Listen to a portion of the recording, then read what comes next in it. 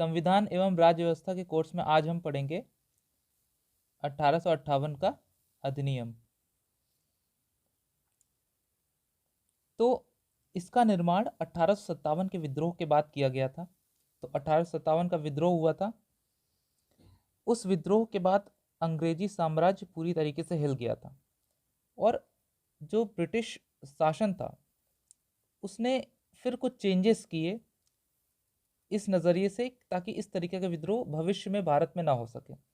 उस चेंजेस में से एक जो सबसे पहला चेंज था वो था 1858 का अधिनियम, जिसे हम गवर्नमेंट ऑफ इंडिया एक्ट 1858 के नाम से भी जानते हैं।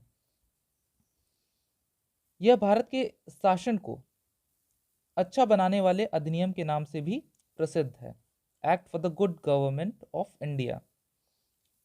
तो ऐसा माना जा रहा था कि इंग्लैंड जो ईस्ट इंडिया कंपनी थी उसके मिस गवर्नेंस, उसकी वजह से ही ये विद्रोह हुआ था।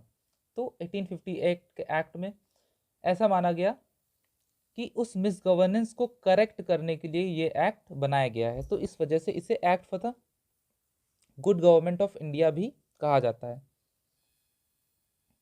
इसने ईस्ट इंडिया कंपनी के शासन को समाप्त कर दिया गया, खत्म कर दिया, और सारी शक्तियां ब्रिटिश राजशाही उसको हस्तांतरित कर दी, यानी ब्रिटिश क्राउन के पास अब सारी पावर्स थी। ईस्ट इंडिया कंपनी अब भारत में एज ए रूलर नहीं थी।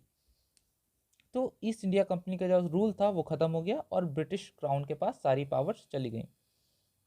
और भी कुछ चेंजेस हुए, जैसे कि गवर्नर जनरल का जो पद था उसका पहली बात नाम बदला गया। अब गवर्नर जनरल का पद जो था उसका नाम रखा गया भारत का वाइसरॉय। तो अब गवर्नर जनरल को बोला गया वाइसरॉय ऑफ इंडिया। वाइसरॉय जो था वो भारत में ब्रिटिश ताज यानी ब्रिटिश क्राउन का डायरेक्ट रिप्रेजेंटेटिव, प्रत्यक्ष प्रतिनिधि बन गया। लॉर्ड कैनिंग भारत के प्रथम वाइसरॉय बने। तो लॉर्ड कैनिंग, अगर ये पूछा जाए कि भारत का पहला वाइसरॉय कौन था, तो वो होंगे लॉर्ड कैनिंग।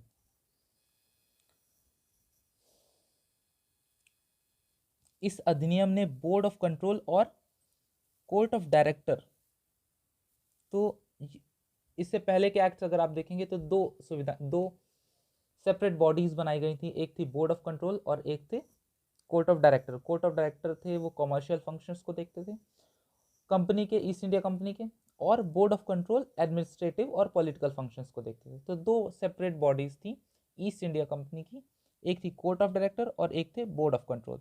अब इन दो बॉडीज को समाप्त करके तो ये जो डबल गवर्नमेंट का सिस्टम था, दो बॉडीज का सिस्टम, उसको समाप्त कर दिया गया 1858 के बाद। और इसके अलावा एक और नई पोस्ट बनाई गई जिसे secretary of state for India बोला गया, यानी भारत का राज्य सचिव। और उसके पास भारतीय प्रशासन पर संपूर्ण नियंत्रण की शक्ति उसको दी गई। और सेक्रेटरी ऑफ स्टेट जो था वो ब्रिटिश कैबिनेट का सदस्य था, यानी एक जो सेक्रेटरी ऑफ स्टेट होगा वो ब्रिटिश कैबिनेट का ही कोई सदस्य बनाया जाएगा और उसके पास भारत पर एडमिनिस्ट्रेशन की कंप्लीट कंट्रोल की पावर्स उसके पास दी गई थी। और उसको हेल्प करने के लिए राज्य सचिव को, जो सेक्रेटरी ऑफ स्टेट था, उसको हेल्प करने के लिए एक 15 सदस्यीय परिषद, एक 15 नंबर काउंसिल, इसका भी गठन किया गया, जो कि एक सलाहकार परिषद थी, यानी ये सिर्फ सलाह देते थे। राज्य सचिव को परिषद का अध्यक्ष बनाया गया। तो ये जो 15 नंबर काउंसिल थी इसका जो चेयरमैन था वो कौन था? सेक्रेटरी ऑफ स्टेट, यानी भारत का राज्य सचिव। राज्य सचिव की परिषद जो थी 15 नंबर काउंसिल एक निगमित निकाय थी, यानी एक कॉर्पोरेट बॉडी थी जिसे भारत और इंग्लैंड में मुकदमा करने का अधिकार था। और इस 15 नंबर काउंसिल, इस पर भी मुकदमा किया जा सकता था।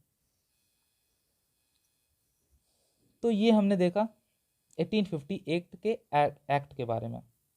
तो 1858 का जो अधिनियम था, कानून था, उसका मुख्य उद्देश्य मेनली जो एडमिनिस्ट्रेटिव मशीनरी थी उसमें इम्प्रूवमेंट करना था।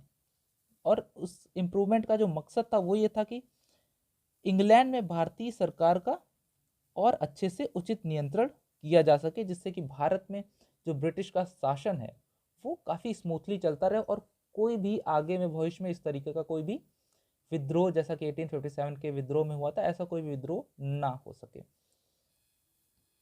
तो ये हमने 1858 का एक्ट देखा। ये भारतीय संविधान एवं राज्य व्यवस्था इस तरीके की प्लेलिस्ट है, उसमें ये कोर्स मैं सारे डाल रहा हूँ जिसमें हम संविधान और राज्य व्यवस्था को कवर कर रहे हैं। तो आप उस प्लेलिस्ट में जाकर बाकी के वीडियोस देख सकते हैं। इसके अलावा हमारी एक वेबसाइट है www.studentclassesprayagraj.com, जिसमें हम टॉपिक वाइज MCQs और नोट्स और इसके अलावा और भी संबंधित जानकारी आपको देते रहते हैं। तो आप वहाँ पर जाकर टॉपिक वाइज MCQs प्रैक्टिस कर सकते हैं, GS के, मैथ्स वगैरह के, आपके कॉम्पिटिटिव एग्जाम के सारे MCQs वहाँ पर आपको मिल जाएंगे। इसके अलावा ज्वाइन बटन पर एक 6000 प्लस क्वेश्चंस का प्रैक्टिस बैच चल रहा है, अगर आप उसमें इंटरेस्टेड है तो वहाँ पर आप जाकर ज्वाइन कर सकते हैं। और अगर आपको हमारा काम अच्छा लग रहा है तो आप हमें सपोर्ट कर सकते हैं। ज्वाइन बटन पर एक नॉमिनल पेमेंट है, वहाँ पर आप उसके द्वारा भी सपोर्ट कर सकते हैं। और इसके अलावा हमारे वन टाइम पेमेंट के लिए आप UPI हैंडल्स हैं SCPN@UPI, SCPN@Kotak, इस पर आप हमें सपोर्ट कर सकते हैं। तो ये था आज का video. Will meet next time, तब तक के लिए बाय।